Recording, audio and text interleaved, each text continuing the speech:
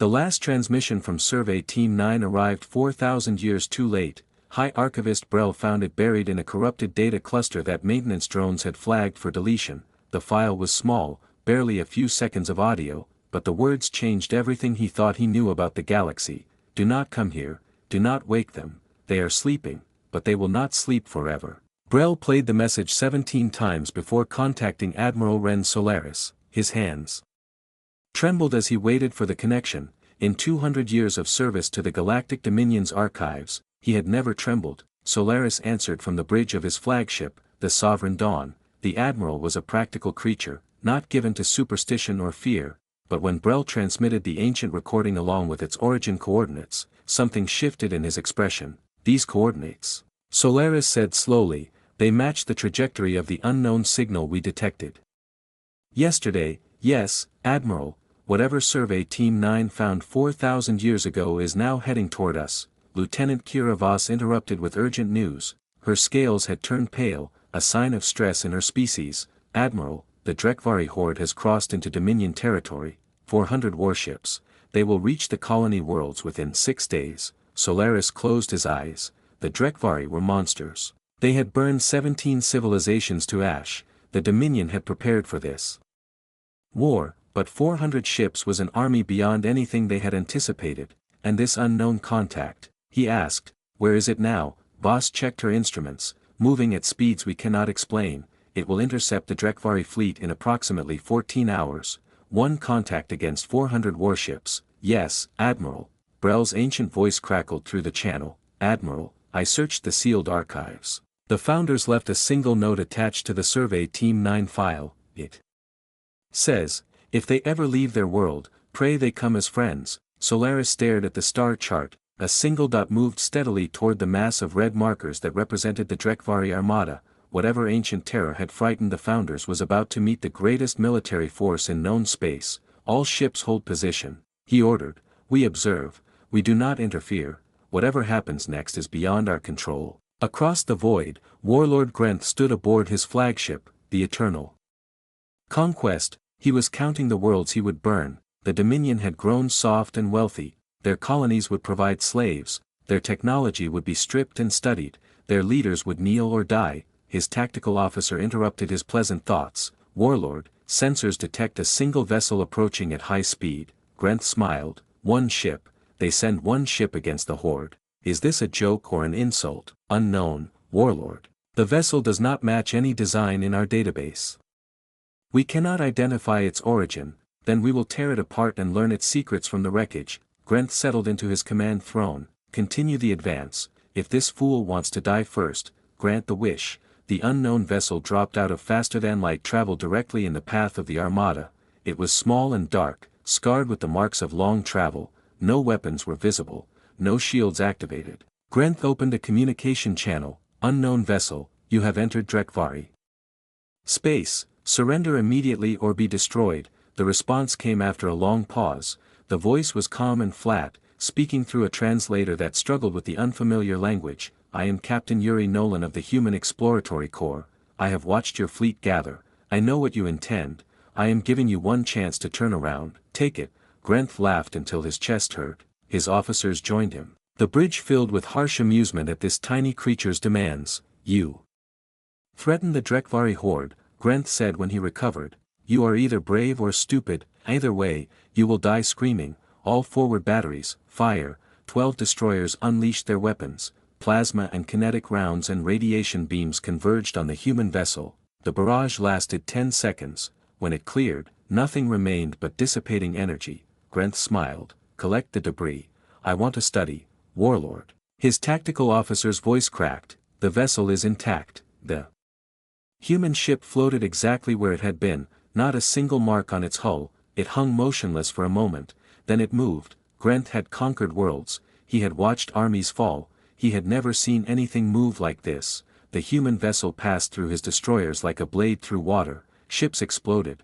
Reactors detonated. In 90 seconds, 12 warships became floating tombs. The vessel returned to its original position and stopped. That is impossible, Grenth whispered, far away. Admiral Solaris watched the footage with growing dread. his tactical computers could not explain what had happened, the energy readings made no sense. "What is that thing?" Lieutenant Voss asked. Solaris remembered the ancient message, "Do not wake them." "I think," he said slowly, "we are about to find out." The human vessel waited. Behind it, 12 destroyers burned. Before it, 388 Drekvari warships held formation, and somewhere in that small, scarred ship, Captain Yuri. Nolan checked his instruments and prepared for what came next. They had been given a chance, they had refused, now they would learn why the founders had prayed. Subcommander Trell had memorized the death count of every species the Horde had conquered. It was a habit he developed as a young officer, a way to remind himself of their power. The Villani, 6 billion, the Korath, 2 billion, the Sisterhood of Maul, 11 billion across 7 worlds. Each number represented absolute victory, complete domination, the natural order of the strong over the weak. The number that haunted him now was much smaller, 12 destroyers, 24,000. Drekvari warriors, gone in 90 seconds. Trell had watched the footage 7 times and still could not understand what he had seen. Warlord Grenth refused to accept it. He paced the bridge of the Eternal Conquest like a caged predator, snarling orders and demanding explanations that no one could provide. "It is a trick," Grenth insisted, "some kind of weapon we have not encountered. We adapt, we overcome. That is what the Horde does, Warlord." Trell spoke carefully. "Our weapons had no effect. The vessel did not even raise shields. Whatever technology that ship possesses is beyond anything in our experience. Nothing is beyond the Horde." Trell wanted to believe that. He had built his entire life on that belief, but the wreckage of 12 destroyers told a different story. The human vessel had not moved since the initial engagement. It floated amid the debris field, waiting. The alien captain had not attempted communication, he simply held position, as if giving them time to reconsider. "We have 388 ships remaining," Grenth said. "We surround it, we fire from every direction at once. Nothing survives concentrated fire from the entire fleet." The formation took 30 minutes to arrange. Ships spread into a perfect sphere with the human vessel at the center, every weapon locked onto the same target. The combined firepower would have been enough to crack a small moon. Grenth opened a channel. "Human. You fought well, your tricks destroyed 12 of my ships, but you cannot defeat an entire armada. Surrender now, and I will make your death quick." The human appeared on screen. He looked tired, Trell noticed. Not frightened, not angry, just tired, like someone who had done this many times before and found no joy in it. "I warned you," the human said. "I gave you a chance to leave. You chose to fight. What happens next is your responsibility. What happens next is your death." Grenth cut the channel. "All ships, fire." 380. 8 warships unleashed everything they had. The space around the human vessel became a storm of destruction. Energy beams and missiles and kinetic rounds converged from every angle. The barrage continued for 60 seconds, sensors overloaded from the intensity. When Grenth ordered a ceasefire, nothing remained but glowing plasma and expanding debris. "Scan for wreckage," he ordered. Trell worked his instruments. His hands were steady, but something cold was spreading through his chest. "Warlord. The vessel is intact." The human ship emerged from the dissipating energy without a scratch. It hung motionless for a single heartbeat. Then the massacre began. Trell had witnessed many battles. He had watched worlds burn and populations die. He had never seen anything like this. The human vessel moved through the fleet like death itself. Where it passed, ships simply stopped existing. Some exploded from within. Others went dark and drifted silent. The vessel seemed to be everywhere at once. Tearing through formations that had conquered empires, ships tried to flee, their engines died before they could engage. Ships tried to fire, their weapons went cold in their hands. Ships tried to call for help, their communications dissolved into static. 12 minutes. That was all it took. 300 warships reduced to floating debris. The remaining 88 drifted powerless, their crews alive but helpless. Grenth stood frozen at the center of his bridge. His officers lay unconscious. Around him, the Eternal Conquest had lost all power except for basic life support and the communications array. The human had left those functional deliberately. The viewscreen flickered. The human captain appeared.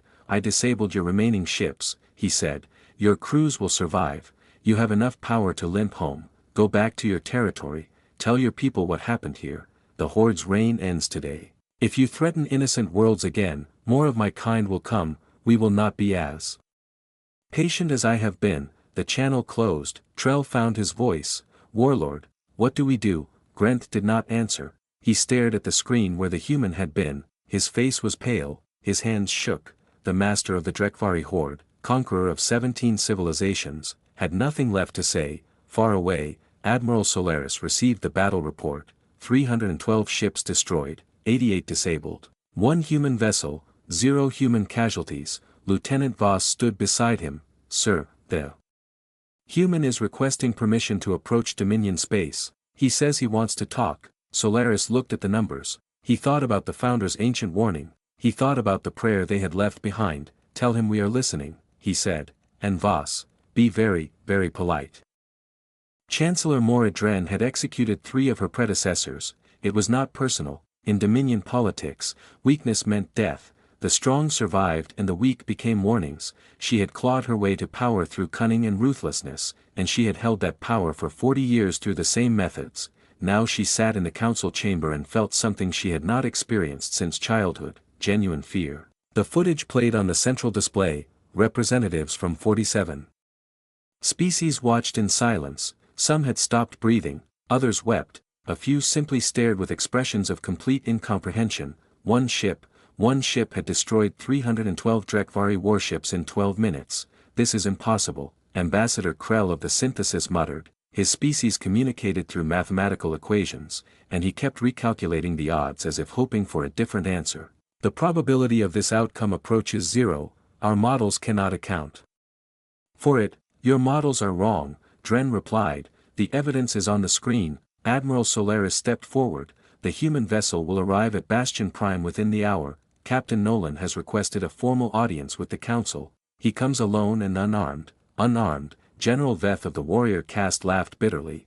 That ship destroyed an armada without firing a visible weapon. Armed or unarmed means nothing with that kind of power. Dren silenced them with a gesture. We will receive him. We have no choice. If humanity wanted us dead, we would already be dead. The fact that they are asking to talk suggests they want something else. High Archivist Brel raised a trembling hand. Chancellor, I have spent the last 2 days searching every record we possess. I found references to Earth in surveys dating back 4,000 years. Our founders knew about humanity. They deliberately avoided that region of space. They sealed all records and left a single instruction: do not disturb them. Why would they hide this information? Because they were afraid. Whatever they learned about humans convinced them that contact would be catastrophic. They hoped humanity would stay on their world forever. Brel's voice cracked. They were wrong. The doors opened. Captain Yuri Nolan walked into the council chamber. He was smaller than Dren expected, soft and fragile compared to the armored representatives that surrounded him. He wore a simple gray uniform with no decorations. His face was lined with age and something deeper, a weariness that seemed to stretch back centuries. Every eye in the room followed him as he approached the central platform. Thank you for receiving me, he said. His voice was quiet but carried clearly. I know you have questions. I will answer what I can. Dren forced her voice to remain steady. Your vessel destroyed over 300 warships in minutes. You move faster than anything we have ever recorded. You shrugged off weapons that should have vaporized you. Explain. Nolan considered the question. My species evolved on a world that tried very hard to kill us. Earth has high gravity, extreme weather, deadly predators, diseases that adapt faster than we can cure them. We spent most of our history fighting to survive. Then we spent several centuries fighting each other. That does not explain your technology. It explains why we developed it. Every war pushed us forward. Every disaster taught us something new. We nearly destroyed ourselves multiple times. What survived those crucibles was a species that refuses to die. By the time we reached the stars, we had already beaten worse enemies than any you have faced. Ambassador Krell interrupted. How long have you been watching us? Approximately 3,000 years. The council erupted. Delegates shouted questions and accusations. Fear transformed into outrage. 3,000 years of observation without consent. Without contact, without warning. Dren raised her hand for silence. Why reveal yourselves now? Nolan met her eyes. Because the Drekvari were about to slaughter billions of innocent people. We do not interfere with natural development. We do not guide or rule or control. But we will not stand by while predators butcher the helpless. That line exists, and the Horde crossed it. Commander Voss, who had been analyzing data throughout the meeting, spoke up, Captain. Our instruments detected that your vessel showed no strain during the battle. Were you operating at full capacity? No. What percentage of your capabilities did you use? Less than 5%. Silence fell. Dren calculated the implications. If that ship had used less than 5% of its power to annihilate an armada that would have conquered the Dominion, humanity could destroy everything they had built without effort. What do you want from us? She asked. Nothing, Nolan said. We want you to continue growing, continue learning, continue becoming whatever you are meant to become. We are not conquerors, we are not gods, we are simply an older species that remembers being young. We made terrible mistakes in our past, we hope you make fewer, and if we become a threat to you, Nolan smiled slightly. It was not threatening, but it carried weight. Chancellor, with respect, that will not happen in your lifetime or your children's lifetimes. We have seen many civilizations rise. Most become peaceful neighbors, some become friends. We hope you will be friends. Dren looked around the council chamber. 47 species waited for her response. The fate of the Dominion rested on the next words she spoke. Then let us begin, she said. We have much to discuss. Nolan nodded. We have time. The treaty took 3 weeks to negotiate, but the real work happened in quieter moments. Admiral Ren Solaris found Captain Nolan alone on an observation balcony overlooking the Dominion capital. The city stretched to the horizon, towers of glass and light reaching toward the stars. Billions of lives continued below, unaware of how close they had come to extinction. You could have demanded anything, Solaris said. Territory, resources, tribute, we would have given it all. Nolan leaned against the railing. That is exactly why we did not ask. I do not understand. Your people offered us everything because you were afraid. Agreements made from fear breed resentment. Resentment becomes rebellion. We have seen that pattern destroy promising civilizations 100 times. We did not come here to create subjects. We came to prevent a massacre. Solaris considered this. His military training told him to distrust such altruism. His instincts told him the human was sincere. The founders feared you, he said. They sealed all records of Earth and prayed you would never leave your world. What did they see that frightened them so deeply? Nolan was quiet for a long moment. Your founders sent a survey team to our system about 4,000 years ago. We detected them immediately. We were not ready to reveal ourselves, so we sent them a message instead. We showed them our history, your history, our wars, our weapons. The things we did to each other before we learned better. Nolan's voice grew heavy. We showed them cities turned to glass. We showed them diseases we created to kill our own kind. We showed them bombs that burned the sky and poison that lasted for generations. We wanted them to understand what we were capable of so they would keep their distance. And they did. Yes, your founders were wise. They recognized what they were seeing, a species that had survived its own capacity for destruction. They knew that disturbing us before we were ready could end badly for everyone, so they left us alone and prayed we would stay contained.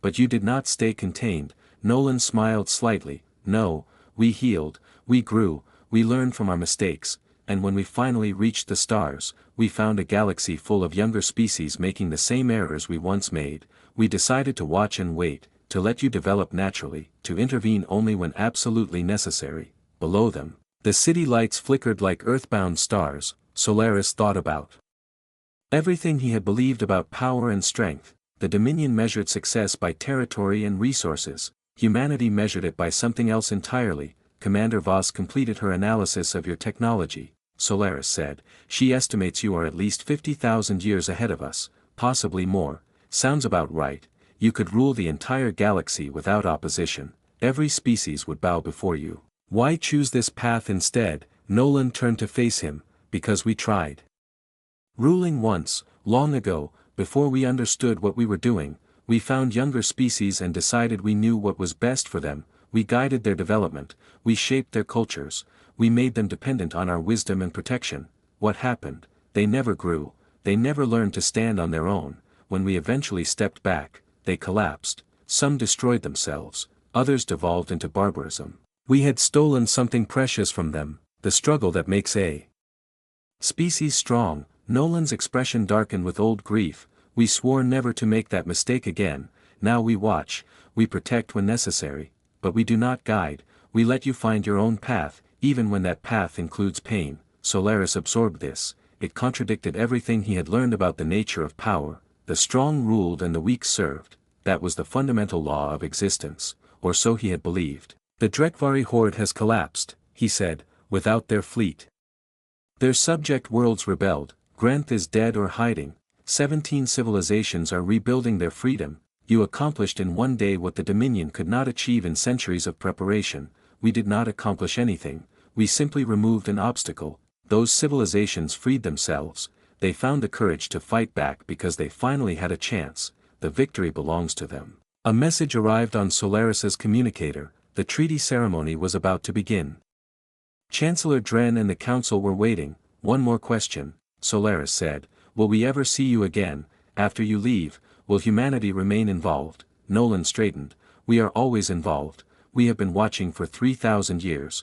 We will continue watching for 3,000 more. But you will not see us directly unless something threatens the peace. Think of us as distant guardians, not active participants. Your future is yours to build, and if we build something worthy, then one day, perhaps soon by our standards, you will develop technology that lets you find us. When that happens, we will be waiting to welcome you as equals. That is the goal, Admiral, that is always the goal. We want neighbors, not subjects. We want friends, not servants. They walked together toward the council chamber. The treaty would be signed within the hour. It was not an alliance. Humanity had made clear they preferred their distance, but it established boundaries and communication channels and a simple understanding. The galaxy was no longer alone.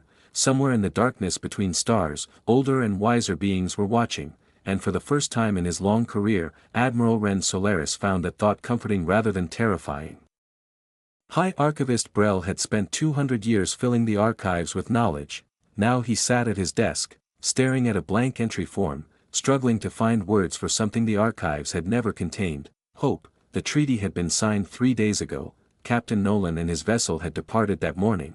The wandering star activated its drive and simply vanished, leaving no trail, no residual energy. Nothing the Dominion sensors could track. Brel should have been frightened by that display of power. Instead, he felt a strange peace. He began to write. Species designation, human, origin world, Earth, Sol system, outer spiral arm, first contact, standard year 4847, Veil Nebula engagement. He paused. The standard categories felt inadequate. How could forms designed for cataloging trade partners and potential threats capture what humanity represented? A knock at his door interrupted his thoughts. Commander Kira Voss entered, carrying a data tablet filled with analysis. Archivist. I thought you should see this before I present it to the council. Brel took the tablet. The data was dense with technical specifications and probability calculations. He understood perhaps one word in 10. Summarize for an old scholar who never learned to read equations. Voss smiled slightly. The short version. Human technology operates on principles we do not understand. Their propulsion bends space in ways our physics considers impossible. Their whole material does not register on any scanner. Their weapons appear to manipulate fundamental forces at the quantum level. And the longer version. We are children. Our most advanced theories are their nursery rhymes. 50,000 years is my conservative estimate. The true gap might be much larger. Brel set the tablet down. Does this frighten you? Voss considered the question. It did at first. Power that vast could destroy everything we have built. But then I realized something. They have had that power for thousands of years. They watched us grow and struggle and make mistakes. They could have conquered us at any point. Instead, they waited. They let us develop. They only intervened when predators threatened innocence. What does that tell you? That power alone does not define a species. What matters is how they choose to use it. The Drekvari had power and used it to enslave. Humanity has greater power and uses it to protect. That difference means everything. Brel nodded slowly. He returned to his entry form and continued writing. Classification, apex species, threat assessment, minimal to peaceful civilizations, absolute to aggressors, technological level, beyond current measurement capabilities. Notes. Humanity does not seek dominion. They position themselves as guardians rather than rulers. Their intervention against the Drekvari horde demonstrates a consistent pattern. Overwhelming force used with surgical precision to protect the vulnerable. He paused again. Something was still missing. Commander, before Captain Nolan left, did he say anything about why humanity chose this path? Voss nodded. He told Admiral Solaris that they tried ruling once, long ago. they found younger species and guided their development. Those species never learned to stand alone. When humanity stepped back, they collapsed. The humans blamed themselves. They swore to never make that mistake again, so they watch and wait. Yes. They let us struggle because struggle makes us strong. They intervene only when the alternative is extinction. It is a philosophy built on patience and humility, qualities I would not have expected from beings with such power. Brel understood. Humanity had learned wisdom through terrible mistakes. They had earned their restraint through suffering. The power to destroy everything was balanced by the knowledge of what destruction truly cost. He completed the entry. Relationship status. Mutual recognition accord signed, communication channels established, territorial boundaries respected, long-term assessment. Humanity represents both the greatest potential ally and the most significant unknown variable in galactic history. Their stated goal is friendship and equality. Their actions support these claims. The Dominion should pursue positive relations while continuing to develop independently. Final observation. They are watching. They have always been watching. But they are not our masters. They are something rarer and more valuable. They are examples of what we might someday become. Brel saved the file and closed the database. Across the galaxy, the effects of humanity's intervention continued to ripple outward. The Drekvari horde had collapsed completely. Warlord Grant was confirmed dead, killed by former slaves who no longer feared their chains. 17 civilizations were rebuilding, their people free for the first time in generations. The Dominion Council had begun reforms. Fear of humanity had transformed into something more productive, a desire to become worthy of their respect. New initiatives promoted cooperation over competition, resources flowed to developing worlds instead of military expansion, and somewhere in the vast darkness between stars, the wandering star continued its endless patrol. Captain Yuri Nolan charted his course toward the next crisis, the next potential catastrophe, the next opportunity to nudge the galaxy toward something better. He did not expect gratitude, he did not seek recognition, he simply did what humanity had learned to do over thousands of years of painful evolution: protect those who could not protect themselves and trust that, given time, they would learn to stand on their own. Behind him, the Dominion's lights faded into the distance. Ahead, the universe stretched infinite and full of possibility. Humanity had slept for a long time. Now they were awake, and the galaxy would never be the same.